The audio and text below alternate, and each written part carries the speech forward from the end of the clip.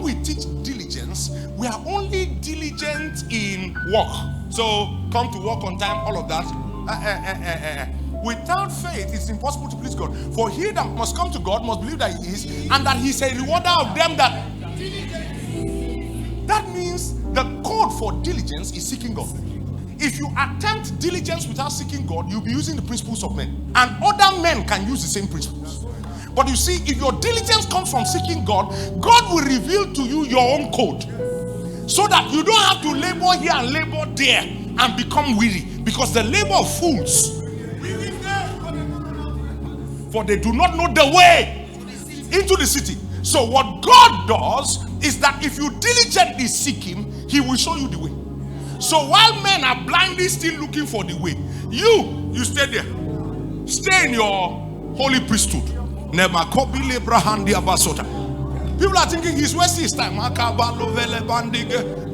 They're thinking, for that long. You see, the problem with many people when they pray is that they think that prayer is talking to God. No, prayer is conversing with God. And the circle of prayer is not complete any time until you hear God. I challenge believers because we know the scripture in Romans chapter 8. We know not how to pray for, what to pray for as we ought. But the Spirit makes intercession for us with groanings that cannot be uttered. You know what Pentecostals turned it into? We turned it into then they ask us what's happening. Say the Spirit is groaning inside us. No.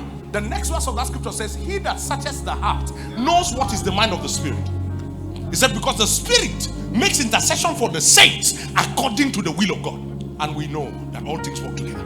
That means that you cannot do absent-minded. When you are doing you're supposed to be searching what the Spirit is groaning. Because that's the only way you can arrive at knowing the will of God.